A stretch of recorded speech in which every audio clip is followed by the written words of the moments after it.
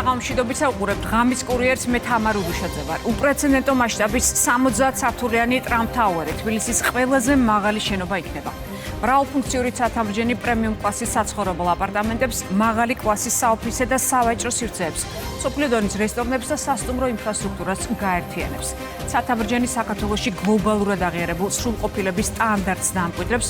ტრამპის სახელი მსოფლიოში ყველაზე პრესტიჟულ უძრავი ქონების პროექტებთან ასოცირდება.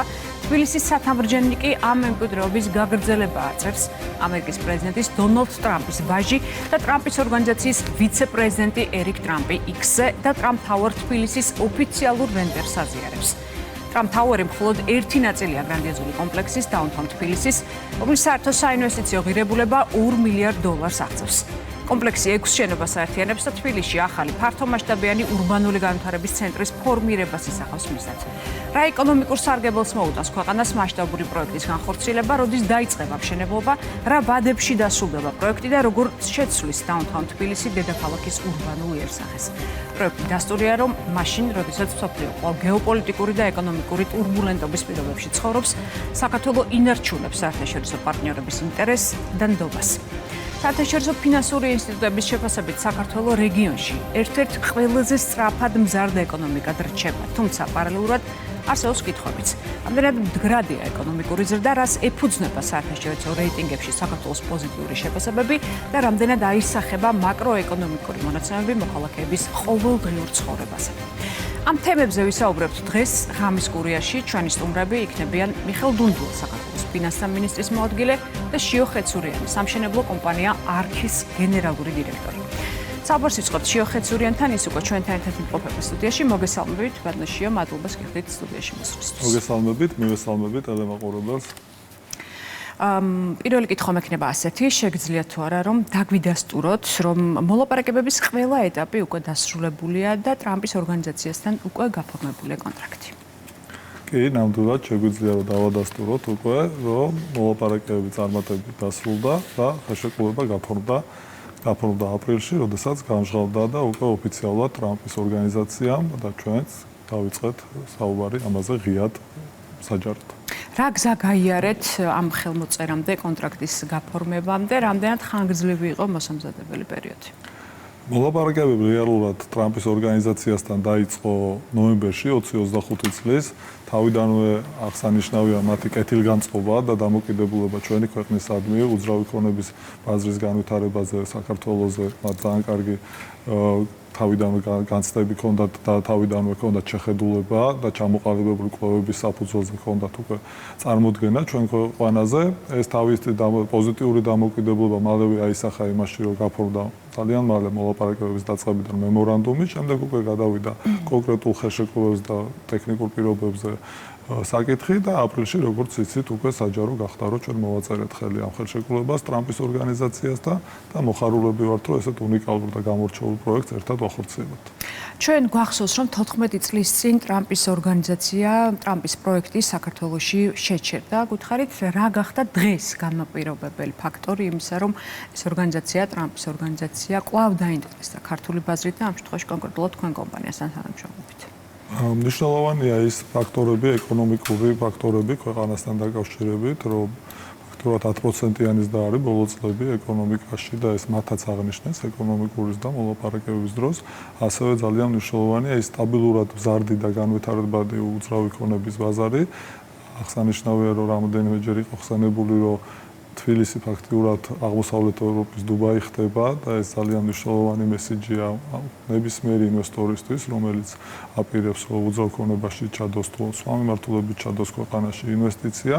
აქედან გამომდინარე ეს განწყობები, ეს ბიზნესის სწორი ანალიზი იყო იმის საფუძველი, რომ ტრამპის ორგანიზაცია ესე აქტიურად დაინტერესდა საქართველოში შემოსვლით. აი პროექტის დეტალებთან დაკავშირებით მინდა რომ გკითხოთ, ხშირად როდესაც ამ პროექტზე საუბრობენ, აქცენტი კეთდება Trump Tower-ზე, ანუ ცათამბჯენზე, რომ განგვიმარტოთ, ეს იქნება Trump Tower-ის ცათამბჯენი, თქვათ, დიდი კომპლექსის ერთი ნაწილი თუ ცალკე მდგარი შენობა, ანუ როგორ განიხილება ეს ერთი სივრცეში? თქვენ აღნიშნეთ გადაცემის დასაწყისში, ეს იქნება Downtown თბილისი, Trump Tower-ი, იქნება ერთი მთავარი შენობა ამ კომპლექსში.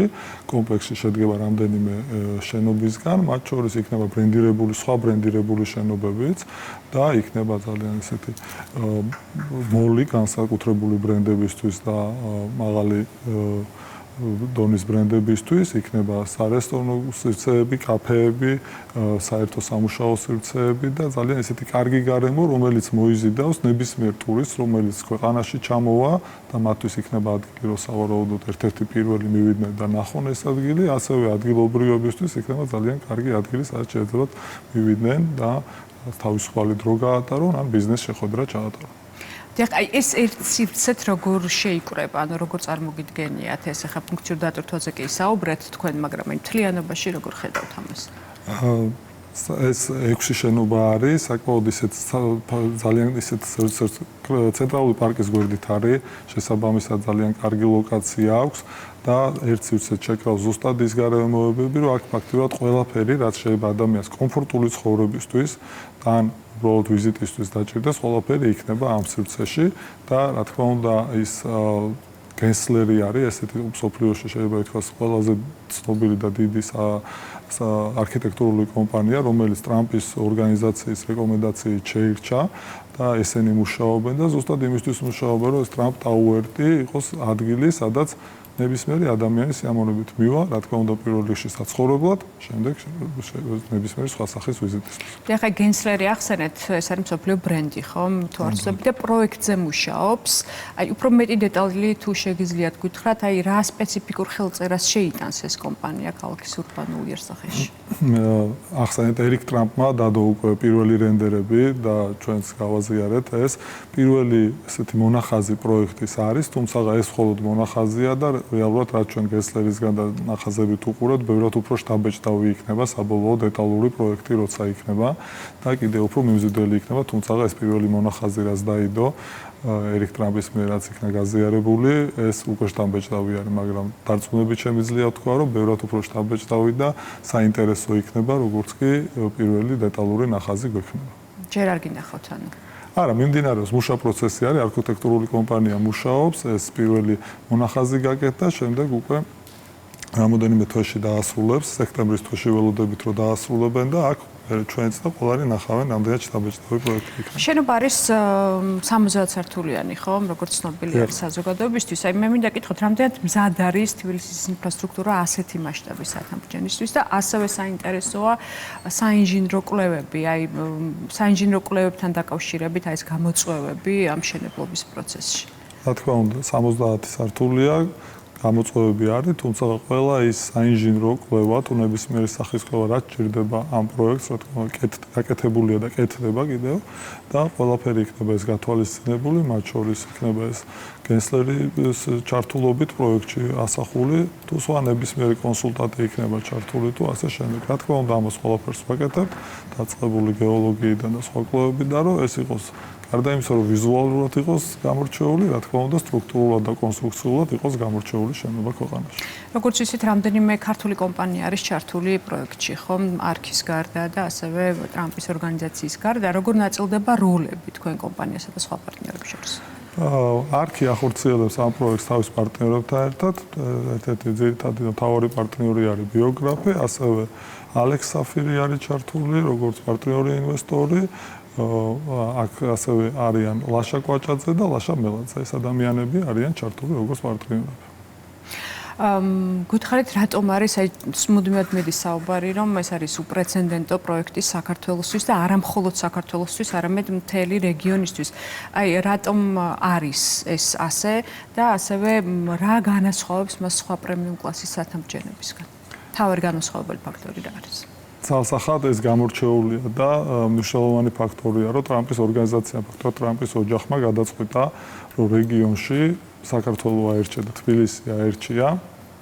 იმ ლოკაციად, სადაც განახორციელებდა შესვლას და განახორციელებდა ამ პროექტის გადაწყვეტა ამ პროექტის განხორციელებას. როგორც მოგეხსენებათ, ეს არის ყველაზე ცნობილი, შეიძლება ითქვას, სოფლიოში ყველაზე ცნობადი დეველოპერული, უძრავი ქონების დეველოპერული ბრენდია, ტრამპის ორგანიზაცია და ისინი წელიწადში 3-4 ახალ ლოკაციას იწყებენ. მათ არ აქვთ ესეთი ხშირი განვითარება და ბევრ ახალ პროექტს არ იწყებენ და როდესაც ესეთი მცირე განვითარებები აქვთ, მაგრამ ეს ხარისხობრივად ძალიან მაღალი და ამ 3-4 ახალ პროექტში თბილისი გამოჩნდება რუკაზე. ეს მნიშვნელოვანია იმ მხრივ, რომ ამერიკელი ინვესტორები, ევროპელი ინვესტორები, ნებისმიერი სხვა მხრიდან ინვესტორები თავისთავად უკვე ჩავთვალოთ, რომ მოზიდულები არიან მათ მიერ და დამატებით კიდე მოვიზიდავთ ზუსტად ამ პროექტით საქართველოში და ეს არის ახალი წერტილი იქნება საქართველოს კიდევ ერთი მიზიდულობის წერტილი, იმიტომ რომ ეს ბრენდი თავისთავად იმდენად ცნობილია მსოფლიოში,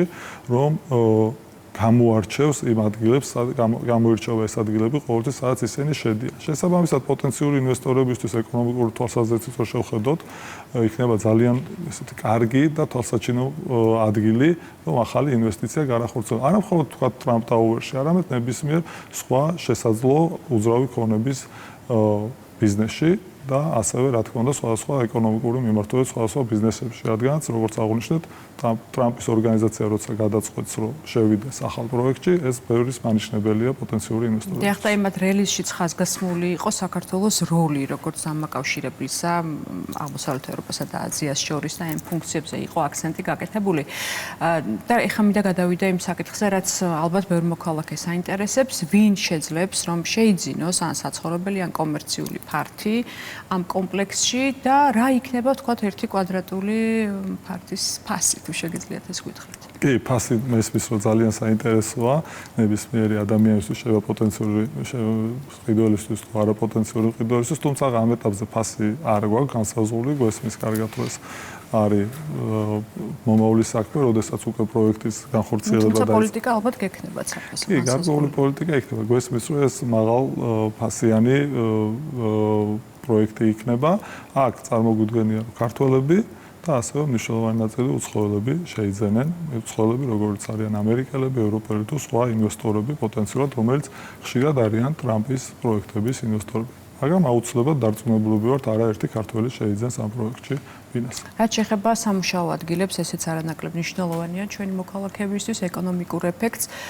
დაახლოებით რამდენი სამუშაო ადგილზე შეიძლება იყოს საუბარი, როგორც ვთქვათ, სამშენებლო სამუშაოების ეტაპზე, ასევე უკვე ეტაპზე, როდესაც დაიწყებს უკვე ეს კომპლექსი მუშაობას და ოპერირების რეჟიმზე გადავა.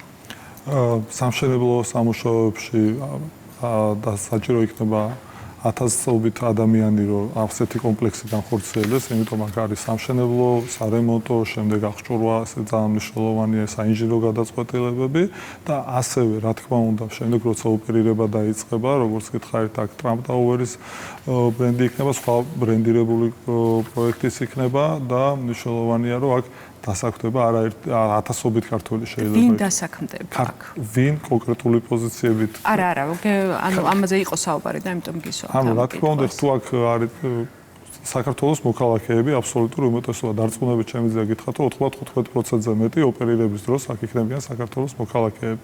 თუ კითხვა ამას გულისხმობს. დიახ.